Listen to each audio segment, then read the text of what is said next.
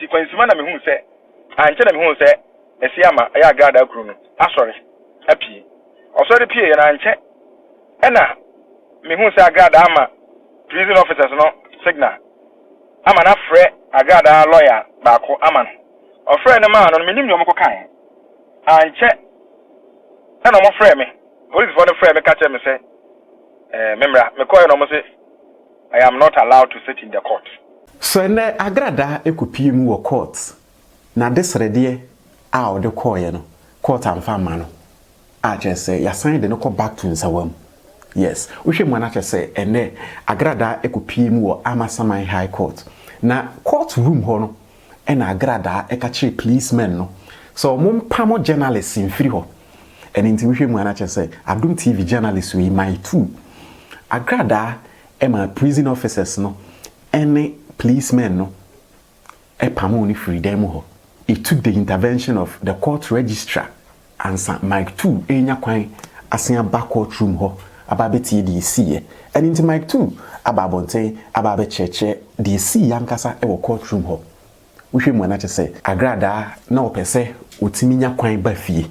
Agradaa has appealed court ruling na yedi kind man no 15 years no. Wa apili a opese courts ebogu and as a courts etim fie no so but then even before the court betim fie no so no and then na or request for bail opese courts enwa ne bail na cheso nya kwan ba fie and a court say there be e won say wa apili but then before say ye bedi asem no foforo na ya hwese say ye yi wa ba fie ana say won fie ne ye teso no me ma kwan ma wunya bill enkofie nkwaje wa home eno ne nam so ma ye de Agradaa asen akọ back to Nsawam prison no bill no na court at this message but appeal no ye be problem it is your way to confirm say ye nua ba no wo Nsawam prison say na speculate no oho na omude no eko so the next court appearance na ye da bay we'll give you the proper day because the court has given an order. Okay. Second court judge. Okay. Okay. Okay, so date for next appearance in Nyamba Abonti. Right, sir. Thank you. And press give to the all right, sir. Thank you, sir. But then Mike2 had the explanation about our narrative this year and in the moment Agradaa instructed policemen and prison guards say omumpamo or no Mike2 no free court ho ho edi asem no yempamo ni free ho cause on person concern e bia baba biti de ekoso no before say biti ensem Mike2 e de abetu dwa no Mr. download the LEM5 essence LEM5 say u download your app no na de me promo code truth e sign app obecho $20 free so US or Canada so obecho $20 Canadian free ni here say obe make you first transaction $100 or more after downloading the app. You can so now make you first transaction £50 or more. LEM5 bet you £10 free. Europe now make you first transaction €50 or more. LEM5 bet you €15 free. LEM5 say you download the app now. Kai so be use me promo code truth now they are signing up. Nesikeya me bossy or the bema after you make your first transaction. LEM5 has the best exchange rates on the market. Inti Agradaa in some prison at the Agradaa ba AMASAMAN High Court. Na before say be chere isi ye no Agradaa ba ye no na prison attire na man no de no e fita ene tuntum black and white black down skirt black down and top white long sleeves and omo e de enwira fita aboniti and o de nose mask ase nanim ana ne hwene na no and obetra zinti prison officers said in Bayano, some of them are very armed. Say, our police for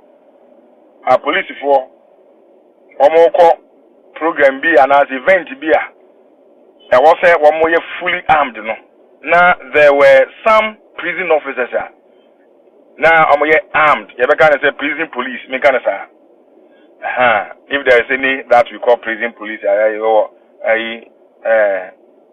soldier for some more soldier police for in the society men can say prison for police for some of them are well armed.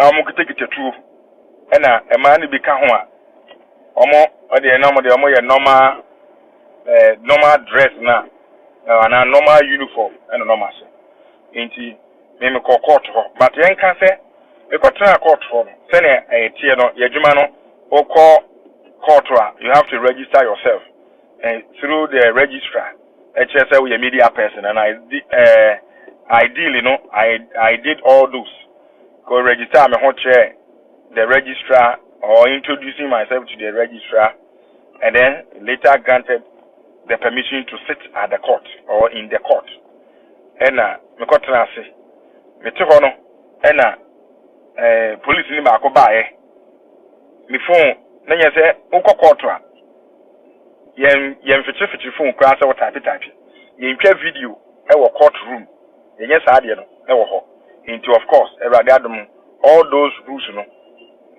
Agradaa adom minim into me call ye no ma miamia me phone e me phone eto me so din ana me nsakura nkrem ena police ni ba na court police no e baaye ofre me ena o se me fa me phone ni ma no e obra na me hwe so me nya hwe na obegiye na me te ho enti kwansima na me hu se anche na me hu se esi ama ya Agradaa kru no asori apie osori pie ya na anche ena me hu se Agradaa ama prison officers no signal ama na frɛ Agradaa lawyer baako ama no ofrɛ ne ma no me nim ne omko kan anche ena mo frɛ me police for no frɛ me ka kyerɛ me sɛ memra me call no mo say I am not allowed to sit in the court. Media men are not allowed. And this I said, what is the reason? They couldn't give me any reason. And I went back to the registrar to complain about what has just happened. And the registrar was even shocked that somebody has even sacked me from the courtroom. And I started making calls to some people, police company for and later they called the policemen AMASAMAN court for them. And I said no, they don't have the right to sack me from the courtroom. And later I was granted as such and then sat in the courtroom. Any call, court of fraud before some maybe a common view. No, we take on no more dear some for and in Agradaa cases. And son of my free home. Apparently, me who say Agradaa wasn't happy seeing me in the courtroom. I suspected so that Agradaa could have even influenced that my dismissal or sack from the court. That is what I suspected.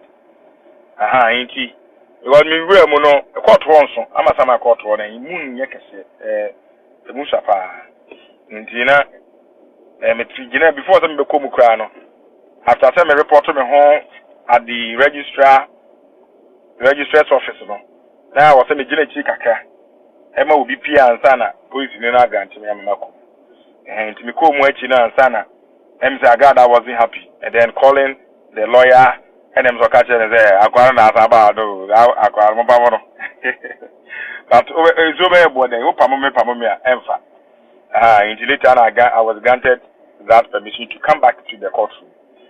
It me bedroom courtroom or na fi do ma free case no but na Agradaa lawyer for akasa. It is now back to the substantive of the case. And then Agradaa and then the lawyer for no more shushe. No more when say almost file application for appeal pending bail. As you say, young grantee application for bail the man, appeal the man. Now for court also grantee bail and for man. One of the examples, Pastor Lam issue by he was sentenced to imprisonment, or he was sentenced into imprisonment for 4 years. And Omoko year appeal pending bail, and the bail was granted as well as the appeal. In Tinema Munu no the looking forward to looking forward to see the court, or looking forward to seeing the court granting them the application for bail and that of the application for appeal. Omo argue ye. Echere say Agradaa court no e was circuit court wa ejeri ni 15 years no. Na judge na not here dwemu no oye bias wani asem ni yi. That is their argument. Factors ya na mposo mu gina so. Omo judge na ni asem ni yi. 2. Judge no na otiatia Agradaa na oye bias. Afi judge na ma Agradaa kwan ene ni witness bia mekasa. Into omo hu ni say sa bias na ne wo ho no. Sa ahunehuna o intimidate no court ho no. Ni nyina factor. Afi omo san kan say omo argue say Agradaa adamu cha ansana ana Agradaa adamu no ansana application no for appeal no yebeka appeal no asem awie no na Agradaa adamu ache, and that yeman bail no mra onya bail no oba there, then the appeal kind of simple application for the appeal no omo to me atwa so e wo court ho sa na na ene we ni niam na Agradaa lawyer for free court ho into omo kan ni nyina no na state attorney and also lawyer for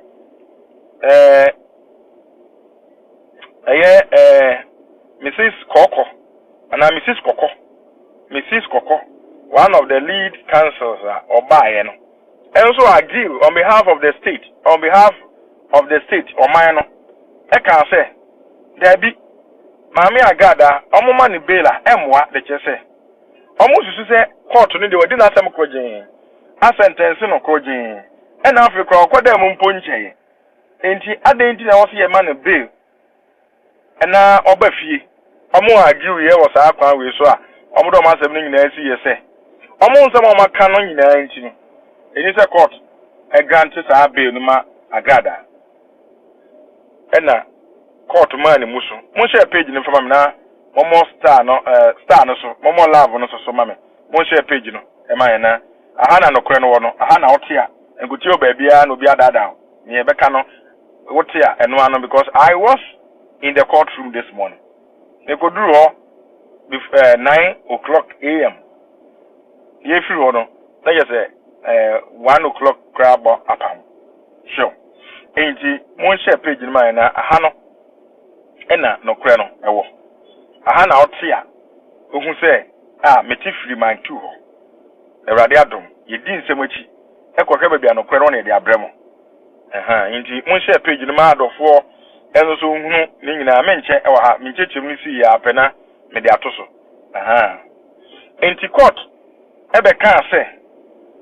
Omo Casawi and a lawyer for no state attorney. Any Agradaa lawyer for no in a Casawi, you know. And I court so many musu. Na, all the assembly mu ayaba. So, my musu bears around 11 muhu. And Okoya about 12:30 1. Na court sign a trance. Inti judge asemo kan ni nyina ye se ochire application e da nanim nia Agradaa lawyer for no e de ba ro kan ni nyina e kan se wo so ye bias judge no was a good court ye bias o tiati Agradaa sare mani nyina o kan e kan state attorney almost so argument no mo de ba ye. And on also every no so man judgment.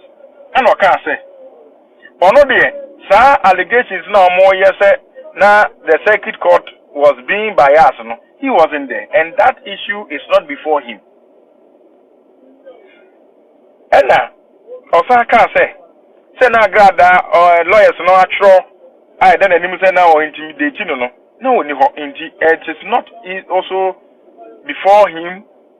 That is before the court, the High Court. Almost I can say,